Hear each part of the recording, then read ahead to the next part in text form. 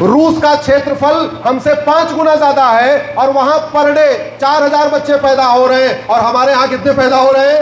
90,000। Australia का क्षेत्रफल हमसे 2.5 गुना ज्यादा है। ऑस्ट्रेलिया की जनसंख्या 2.5 करोड़ है और हमारी जनसंख्या 150 करोड़ हो गई। रूस का क्षेत्रफल हमसे 5 गुना ज्यादा है। रूस की जनसंख्या 15 करोड़ है और हम कितने हैं? 150 करोड़। अमेरिका हमसे 3 गुना बड़ा, अमेरिका की जनसंख्या 33 करोड़ है और हम कितने हैं? जोर से बोलिए जरा।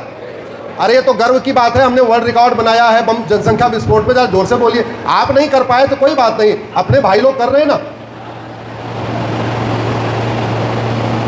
ब्राजील का क्षेत्रफल हमसे 2.5 गुना ज्यादा है। ब्राजील की जनसंख्या 22 करोड़ है और हम कितने हैं? 150 करोड़। कनाडा हमसे 2.5 गुना बड़ा है। कनाडा की जनसंख्या 4 करोड़ है और हम कितने हैं? हमारे पास दुनिया की 2% जमीन है। हमारे पास दुनिया का मात्र 4% पानी है। जमीन हमारे पास केवल 2% है और जनसंख्या हमारी दुनिया की 20% है। कहने का मतलब सोने के लिए हमारे पास 2 चारपाई है और सोने वाले 20 हैं।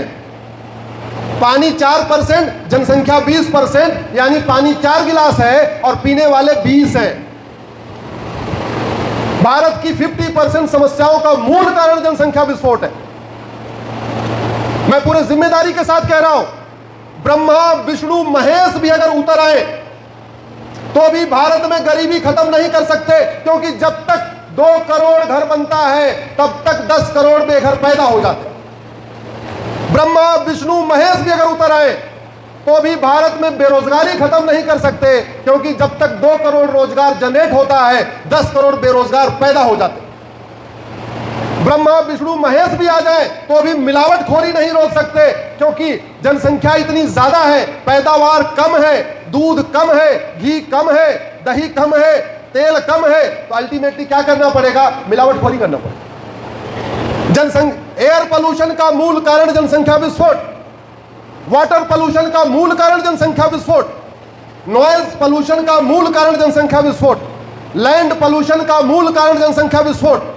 मैं दिल्ली में रहता हूं, एम्स का आंकड़ा आया है कि दिल्ली में लोगों की उम्र 12 साल कम हो गई है। यानी अगर हमें 92 ईयर जीना था, हम 80 साल जिएंगे, 12 साल कम जिएंगे।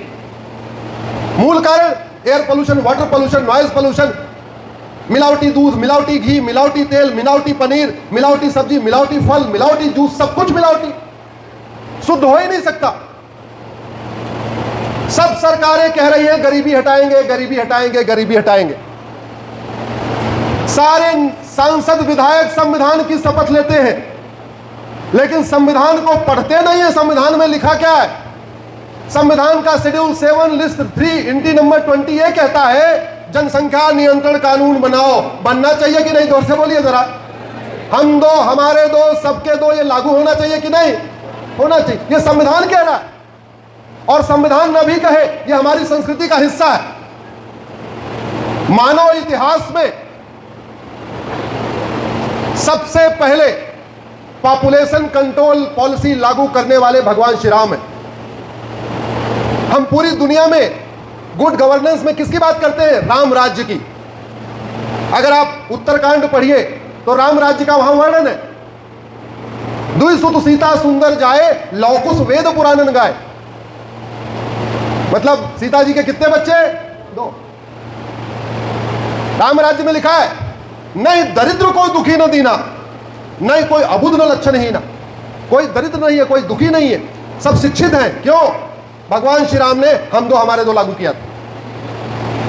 मानव इतिहास में इस पृथ्वी पे सबसे पहले पॉपुलेशन कंट्रोल पॉलिसी लागू करने वाले भगवान श्री राम है। उस जमाने में बहुविवाह होता था। जो जितने बड़े राजा होते थे उतनी ज्यादा रानियां रखते थे।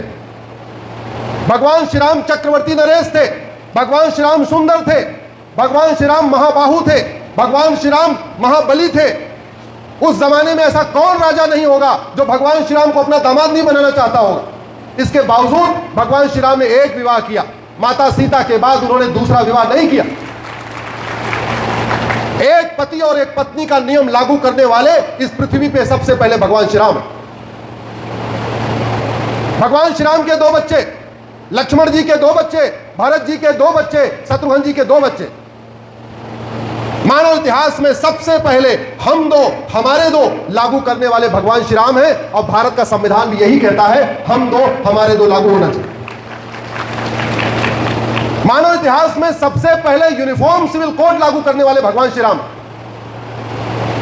उसके पहले थोड़ी अलग अलग व्यवस्था थी, पहले जातियां नहीं थी, 4 वर्ण हुआ करते थे, वर्ण के आधार पर थोड़ी व्यवस्था थी। भगवान श्री राम ने ना बोला, ना ना ना, एकदम महिला पुरुष एक समान, माता पिता एक समान, पति पत्नी एक समान, भाई बहन एक समान, जेंडर जस्टिस, जेंडर इक्वालिटी लागू करने वाले पहले कौन है? सबसे पहले भगवान श्री राम।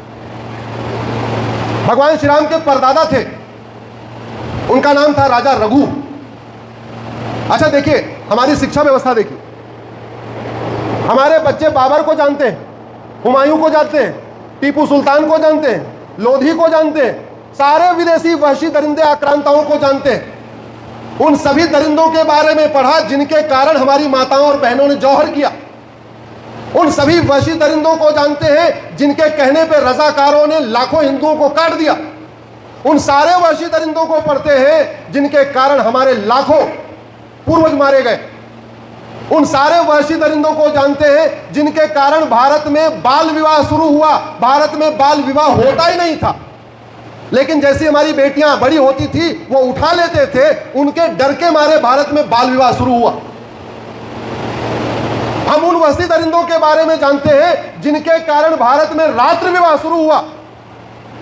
रात्रि विवाह महापाप है। रात्रि विवाह हमारा वेद नहीं कहता। रात सूर्यास्त के बाद कोई भी शुभ कार्य हमारे यहां नहीं अच्छा माना जाता, लेकिन चूंकि दिन में शादी होती थी, दिन में बेटियां विदा होती थी, वो वहशी दरिंदे उठवा लेते थे, इसलिए उनसे बचाने के लिए हमारे पूर्वजों ने रात्रि विवाह शुरू किया। आपके कर्नाटक में दिन में विवाह होता है? रात्रि में? दिन में होता है। हाँ, आप समझिए जरा, क्या कारण है कि कर्नाटक, तमिलनाडु, महाराष्ट्र, दक्षिण भारत में दिन में विवाह होता है और हरियाणा, उत्तर प्रदेश, बिहार, बाकी उत्तर भारत में रात में होता? कभी सोचा आपने? जिन स्थानों पे मुगलों का कब्जा था वहां पे बाल विवाह शुरू हुआ और रात्रि विवाह शुरू हुआ। छत्रपति शिवाजी महाराज ने उन वहशी दरिंदों को महाराष्ट्र के बॉर्डर पे रोक दिया। वो कर्नाटक नहीं आगे बढ़ पाए, तमिलनाडु नहीं पहुंच पाए, इसीलिए कर्नाटक में और तमिलनाडु में दिन में विवाह होता। जिन वहशी दरिंदों के कारण हमारे देश में मठ मंदिर तोड़े गए, हम उनको पढ़ते हैं। जिन वहशी दरिंदों के कारण घर में विवाह शुरू हुआ। हमारे देश में घर में विवाह होता ही नहीं था। हमारे देश में सारे के सारे विवाह उस गांव के मंदिर में होते थे, लेकिन मंदिर सार्वजनिक स्थान था। मंदिर में विवाह करने से उनको पता चल जाता था।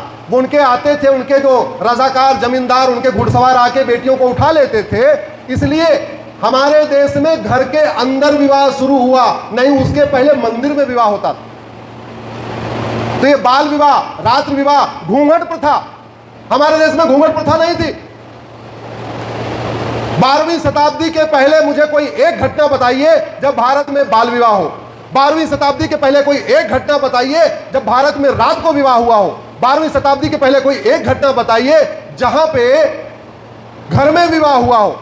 और 12वीं शताब्दी के पहले कोई एक घटना बताइए जहां घूंघट किसी ने रखा हो। अरे कोई पेंटिंग तो होगी, कोई फोटो तो होगी, कोई ऐसी कहानी तो होगी जहां घूंघट होगा। था ही नहीं। हम उन सारे वहशी दरिंदों के बारे में पढ़ते हैं। उन सारे वहशी दरिंदों के नाम पे सड़कें चल रही हैं, उन वहशी दरिंदों के नाम पे मोहल्ले हैं, उन वहशी दरिंदों के नाम पे जिले बने हुए, उन वहशी दरिंदों के नाम पे शहर बने हुए, उन वहशी दरिंदों के नाम पे तहसीलों का नाम है। लेकिन हमारे 24 जो जैन तीर्थंकर हैं उनके नाम पे कोई जिला नहीं है। हमारे 10 सिखों के गुरु हैं, उनके नाम पे जिले नहीं हैं। हमारे इतने देवी देवता हैं, उनके नाम पे नहीं है। हमारे इतने महापुरुष हैं, उनके नाम पे नहीं है। ये बदलना चाहिए कि नहीं? तो मैं बात बता रहा था भगवान श्री राम के परदादा रघु के बारे में। एक चौपाई है, रघुकुल रीति सदा चली आई, प्राण जाय पर, माताएं जोर से बोले, प्राण जाय पर। ये राजा रघु के बारे में प्रसिद्ध। लेकिन राजा रघु ने एक और पॉलिसी लागू किया था जिसको लोग जानते नहीं। भगवान श्री राम का राज्य कहां तक था? ये जो वर्तमान एशिया है, ये भगवान राम का राज्य था।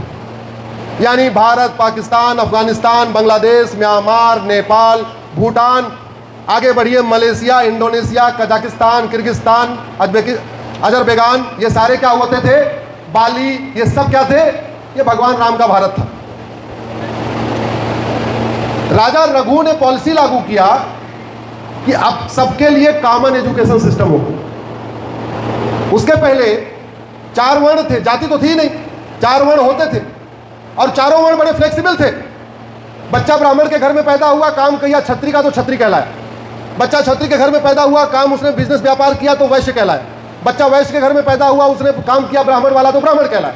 ऐसे हजारों एग्जाम्पल है जहां पे 2 भाई में एक ब्राह्मण कहलाया, एक छत्री कहलाया, 2 भाई में एक वैश्य कहलाया, एक ब्राह्मण कहलाया। ऐसे असंख्य एग्जाम्पल है। राजा रघु ने पॉलिसी लागू किया कि अब भारत में यूनिफॉर्म एजुकेशन सिस्टम चलेगा। पहले 4 अलग अलग कैटेगरी के गुरुकुल होते थे। ब्राह्मण के अलग गुरुकुल, वैश्य के अलग गुरुकुल, क्षत्रियों के अलग गुरुकुल और दलित, हमारे जो दलित भाइयों के अलग गुरुकुल। बोले ना, अब ये सिस्टम नहीं चलेगा। अब मंत्री और संतरी का बच्चा एक साथ बैठ के एक गुरुकुल में पढ़ेगा। और उस पॉलिसी का प्रभाव हुआ। राजा दशरथ राजकुमार, क्षत्रिय परिवार, क्षत्रिय के घर के, और जो उनके महामंत्री थे सुमंत, वो कौन थे?